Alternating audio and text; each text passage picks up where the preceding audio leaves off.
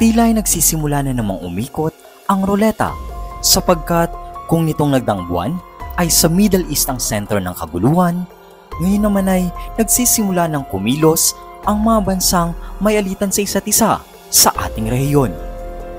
At ito nga ay sa pagitan na ng India at China sapagkat dahil sa ayaw rin papigil ng China sa pangimasok ng puwersa nila sa teritoryo ng India, alam mo ba ay nag-deploy na sila ng warships at mga submarine upang i-counter ang panig ng China. At bago natin ipagpatuloy ang video na ito, ay huwag kalimutang mag-subscribe at i-hit ang notification bell para maging updated ka sa mga susunod pa na videos.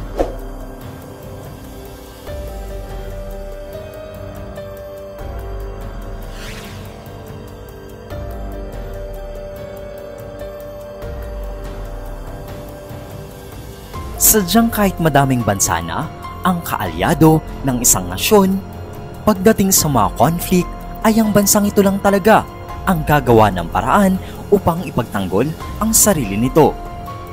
At ang bagay na ito ay siyang ginagawa na ng India sa sariling bansa nila.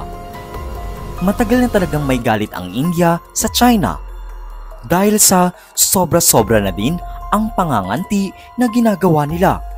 Hindi lang naman kasi Pilipinas ang may issue sa pinapalibutan ng mga barko ng China ang teritoryo, bagkus maging ang India rin ay nakakaranas na din ito. Pero matindi rin talagang India dahil inaagapan na nila ang puwersa ng China. At kung paninindak ang ginagawa nila ay ganun din ang ginagawa ng India. Alam mo ba na dahil sa madami na silang namamataan ng mga barko ng China, ay nag-deploy na ang India ng mga warships at submarines.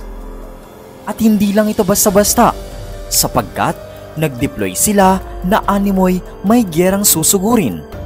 Just imagine kasi na nasa 35 warships ang ikinalat na ng India sa karagatan nila. At maliban doon, ay ikinalat din nila ang 11 na submarines nila.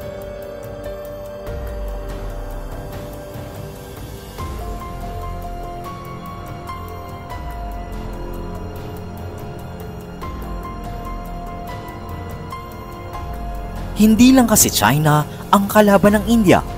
Bagkus, maging ang mga pirata kasi mula sa Somalia ay nagkalat na din sa karagatan nila. Kung kaya't hindi na rin biro ang ginagawang pagpapatrolya ng India. Nito nga lamang ay may mga umaaligid-aligid ng mga pirata sa karagatan nila. At dahil sa maabilidad sila ay natimbog agad nila ang mahigit 35 na mga pirata. Sa puwersa naman ng China ay nadedetect na nila na may mga nag-iispiya nga ng mga barko ng China sa mga base militar ng India. Nagsagawa kasi ng isang operasyon ang mga Chinese vessels na kilala bilang Xianyang Hong-01 sa isang bahagi ng teritoryo ng India, which is ang Visakhapatnam.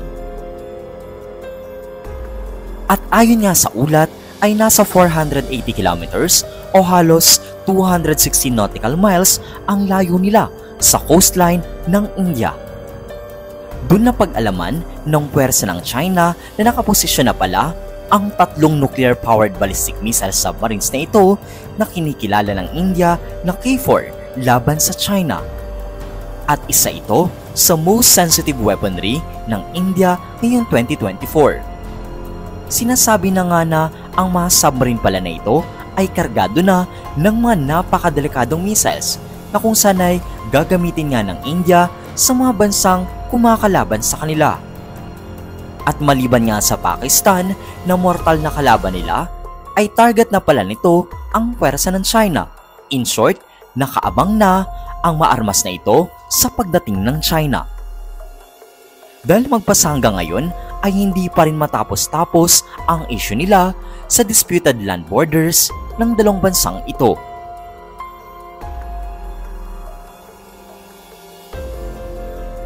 Sadyang nakaka-relate talaga ang India sa ginagawa ng China sa Pilipinas at hindi sila nakakalimot dahil sa tulong na binibigay nila sa ating bansa.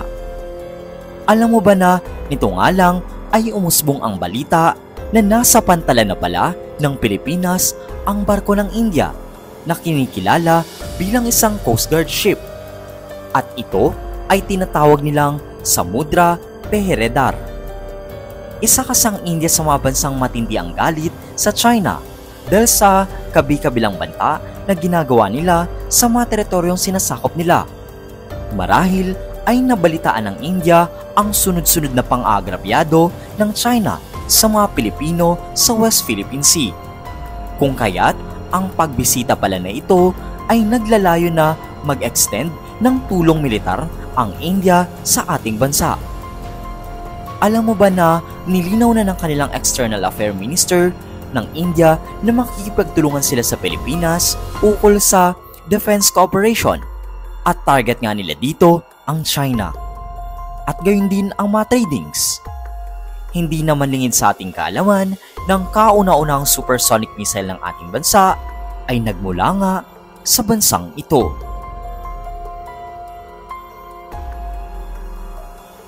Nakipagpulong na nga din ang ating Foreign Secretary Enrique Manalo sa puwersa ng India at ang naging sentro nga ng usapan ay ang issue ng China sa West Philippine Sea. Kasama nga din sa pagpupulong ang mga namumuno sa Philippine Coast Guard na si Hostilio Arturo Cornelio.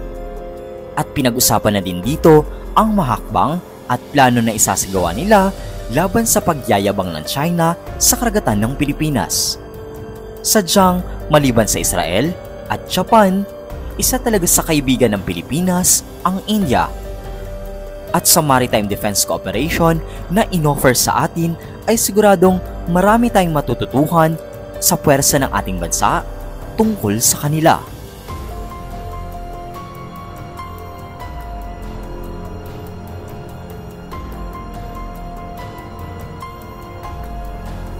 Sa ngayon ay grabe na talaga ang effort na ginagawa ng India upang palakasin ang bansa nila.